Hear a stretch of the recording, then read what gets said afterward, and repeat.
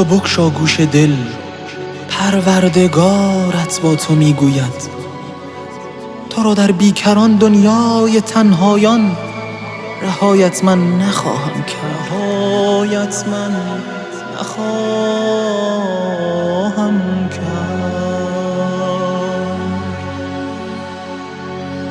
رها کن غیر من را، آشتی کن با خدای خود. تو غیر از من چه میجویی؟ تو با هر کس به غیر از من چه میگویی؟ تو راه بندگی طی کن عزیزا، من خدایی خوب میدانم.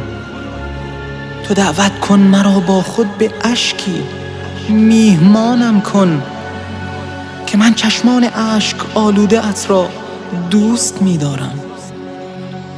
طلب کن خالق خود را،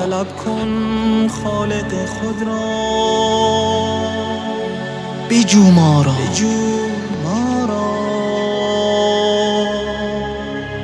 تو خواهی یافت که عاشق میشوی بر ما و عاشق میشوم بر تو. بسم الله الرحمن الرحیم. سلام علیکم. انشالله که حال دلتون خوب باشه. انشالله در این ویدیو میخوایم در مورد همزاد صحبت کنیم، تعریف کنیم، ریشه یابی کنیم و بدونیم که هر انسان به طور قطع و یقین چند تا همزاد داره. عامیانه ترین و قابل فهم ترین تعریف همزاد یعنی همزمان متولد شدن. یعنی وقتی یک انسان متولد میشه همزمان با او مخلوق یا مخلوقاتی در بعدهای دیگه متولد بشن و با اون انسان همراه باشن تا روزی که زنده است و تحت هیچ شرایطی از او جدا نمیشن. اگه بخوایم ریشه یابی کنیم باید برگردیم به اولین روزی که حضرت آدم علیه السلام و ابلیس حبوط پیدا کردن و روی زمین اومدن. در اون موقعیت ابلیس گفت پروردگارا، منو به خاطر آدم از بهشت بیرون راندی و من بجز یاری تو نمیتونم بر اونا چیره بشم. و خداوند گفت تو بر اونا چیره هستی یا تو رو بر اونا چیره خواهم ساخت. ابلیس گفت خدایا بیشتر کن، بیفزای.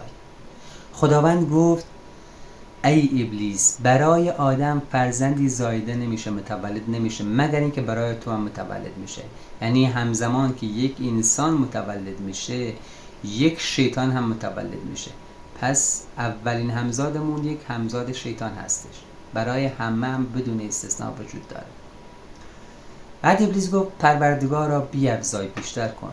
خداوند گفت ای ابلیس، قلب انسان ها جایگاه تو باشه و تو مانند خون در رگ و جسم اونها در جریان باش.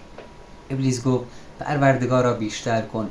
خداوند گفت با سوارگان و پیادگانت بر اونها بتاز، اونها رو وسوسه کن، وعده‌های دروغین رو پوچ بده و در مال و منال اونها شریک شو.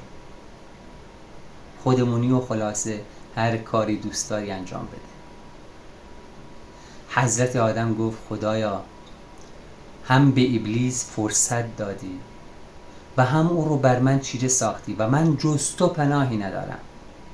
خداوند گفت ای آدم، هر فرزندی که برای تو زایده بشه، به دنیا بیاد، یک محافظ، یک نگهبانی براش قرار میدم که او رو از همنشینان بد محافظت کنه. نتیجتاً تمام انسان ها دو تا همزاد دارن، یکی از جنس شیطان، یکی از جنس نور و ملائکه. یعنی تمام انسان ها بدون استثناء این دو تا همزاد رو داریم، چه اونایی که قبلا بودن، چه الان که هستیم، چه اونایی که در آینده میاد. بعد حضرت آدم گفت خدایا بیشتر کن برام.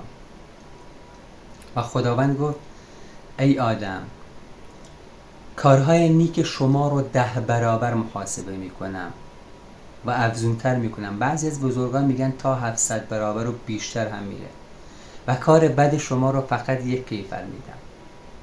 حضرت آدم گفت خدایا بیشتر کن برام.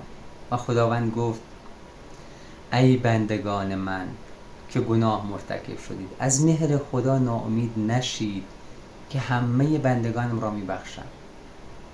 حضرت آدم گفت خدایا بیشتر کن برام. خداوند گفت تا با پس این لحظات مرگ در توبه به روی بندگانم بازه. حضرت آدم گفت خدایا بیشتر کن. و خداوند گفت ای آدم من همواره میامرزم، میبخشم و از کسی باک ندارم. حضرت آدم گفت خدایا این مرا بس کفایت میکنه. اینا رو گفتم که هم متوجه بشیم، ریشه یابی کنیم، هم بدونیم که تمام انسان ها بدون استثناء 2 همزاد دارن، یکی از جنس شیطان، یکی از جنس ملائکه. در کل کار این 2 وسوسه کردن انسان ها هستش، یکی به راه بد، یکی به راه خوب. و اونها نمیتونن در زندگی انسان جز وسوسه کردن هیچ دخل و تصرفی داشته باشن. پیامبر صلی الله علیه و سلم میفرمایند که الله تعالی به من لطف کردن و من رو بر همزاد شیطانم چیره کرده و او جز به کار خیر مرو سفارش نمیده، یعنی امر نمیکنه. در این قاعده، در این چرخه پیامبر صلی الله علیه و سلم مستثنا هستند. ما بقیه انسان ها در خطر وسوسه شیطان قرار داریم. اعمال ماست که همزاده های ما رو قوی یا ضعیف میکنه. اگه یه انسانی همواره کارهای بد انجام بده، طبیعتاً شیطان، همزاد شیطان بر اون مسلط میشه و او رو بیشتر وسوسه میکنه که بیشتر کارهای بد انجام بده و عکس اینم صدق میکنه. یعنی اگر کارهای خوب انجام بدیم، این ملائکه هستش که همزاد ملائکه ما رو بیشتر وسوسه میکنه به انجام دادن کارهای خوب و فقط با همین روش میتونن روی زندگی ما تأثیر بذارن و تا روز مرگمون، از روزی که متولد میشیم تا روز مرگمون، این 2 همزاد با ما هستن و با ما خواهند بود. در مورد این که آیا همزادها هم شکل و شمایل ما هستن، هیچ سندی وجود نداره و هیچ جایی در هیچ منبع قابل اعتمادی چنین چیزی وجود نداره که آیا هم شکل ما هستن و یه سری چیزا که در فضای مجازی و در فضای واقعی هم خیلی در موردش بحث میشه. و این که یه جایی گفته میشه تو میتونی همزادت رو تسخیر کنی، اصلاح کنی، نمیدونم مسلمانش کنی، از شرش خلاص بشی. نه برادر من، همچین چیزی واقعیت نداره. حداقل این که در منابع اسلامی، در قرآن و در احادیث و روایت همچین چیزی وجود نداره. تو رو خدا خیلی پیگیر این مسائل نباشید. اگر جای رفتین و بهتون گفتن که مشکلات و مصیبت‌ها و اتفاقاتی که در زندگیتون افتاده به خاطر همزادتونه، شک نکنید یا خواستن ازتون سوء استفاده کنن و یا اون انسان هیچ اطلاعی در این مورد نداشته. اگه پر از وسواس‌های بد هستی و شیطان بر تو ظفر پیدا کرده، این به خاطر، خیلی میخوام صادقانه بگم، خیلی برادرانه بگم، به عنوان یک برادر کوچکتر، شک نکن یه زمانی یه مقطعی کارهای بد انجام دادی و باعث شدی که این شیطان، این همزاد شیطان قدرتمند بشه و وسوسه‌هاش نسبت به تو بیشتر بشه. قدرتمند به معنی نیست که بتونه تو رو بزنه، نمیدونم فیزیکی جسمی، نه، این فقط قدرتمند میشه که بیشتر وسوسه کنی. و همزمان که تو کارهای بد انجام دادی، این همزاد ملائک ضعیف شده. ضعیف به معنی که تو خواستی اینجوری باشه، تو هی داری پشت سرم کارهای بد انجام میدی که یکی بده رو بدتر میکنی، قویتر میکنی و خوبه رو ضعیف میکنی و خودت میتونی توازن رو برقرار کنی. یعنی الان که میبینی این شیطان، این همزاد شیطان بر تو ظفر پیدا کرده، مسیرتو عوض کن. هر چقدر کار خوب انجام بدی، نه به عنوان یک مسلمان، به عنوان یک انسان هم اگر روزانه کارهای خوب انجام بدی، این شیطان خود به خود ضعیف میشه و دیگه نمیتونه تو رو وسوسه کنه. اگرم جای رفتین براتون، حالا در فضای مجازی هم اینا رو تقسیم بندی کردن، همزاد نمیدونم آبی، آتشی، خاکی و اینا. اصلا این واقعیت نداره و هیچ منبع و سندیتی در موردشون اصلا نیستش. نوشته ها هست خب، ولی سند نداره. یعنی تو میتونی بگی اینا توهمات، تخیلات، افسانه هستن. خب حالا اگه جای رفتی که برای دعا نوشتن، نمیدونم طلسم و سحر و جادو کردن که تو رو از شر این خلاص کنن، یا به قول خودشون تو اونها رو اصلاح کنی، اصلاح قرین بهش میگن، یا نمیدونم تسخیرشون کنی بتونی ارتباط بگیری، به بیراه رفتی واقعیت. و هر چقدر بیشتر ادامه بدی وضعیتت بد و بدتر میشه. اینو از من بشنو، از برادر کوچکتر است. توقف کن، یعنی 100% 20 توقف کن. راه و روش باطل کردن اینها رو بهت گفتم که چجوری دعاها و نوشته ها رو، طلسم ها رو، سحر و جادوها رو باطل کنی. باطلشون کن و بعد شروع کن به انجام دادن کارهای خوب. هر چقدر بیشتر باشه زندگیت بهتر میشه، به این همزاد شیطان تو ضعیفتر میشه. تنها راه همینه، غیر از این راه دیگه‌ای وجود نداره. من تو رو نمیشناسم، نمیخوام از کسی سوء استفاده کنم. اینایی هم که میگم فی سبیل الله دارم میگم، راه دیگه‌ای وجود نداره. همزادها وسیله آزمایش ما هستن و تو نمیتونی اینها رو تسخیر کنی، تو نمیتونی اینها رو کنترل کنی. نه اینکه منکر بشیم که انسان نمیتونه با جن ارتباط برقرار کنه، نه، انسان میتونه این کار رو انجام بده، ولی ما داریم در مورد همزاد شیطان صحبت میکنیم، در مورد همزادهایی صحبت میکنیم. خب وقتی میگیم شیطان، دیگه تو نمیتونی یک شیطان رو اصلاح کنی، نمیتونی یک شیطان رو مسلمان کنی، نمیتونی یک شیطان رو تسخیر کنی، مگر این که برای تسخیر شیطان، مگر این که تو کافر بشی و تو پستر از شیطان بشی، که انشاءالله برای هیچ کس اتفاق نیفته. پس با اعمال خودمون میتونیم اونها رو قوی یا ضعیف کنیم و راه دیگه‌ای در کار نیست. اگه میخوای ادامه بدی، صلاح خیش را خسروان دان. در مورد این که بعضی ها همزاد رو با قرین اشتباه میگیرن، اصلا در این شکی نیست. ببینید، همزاد یعنی با تو متولد شده، قرین یعنی به تو نزدیک شده.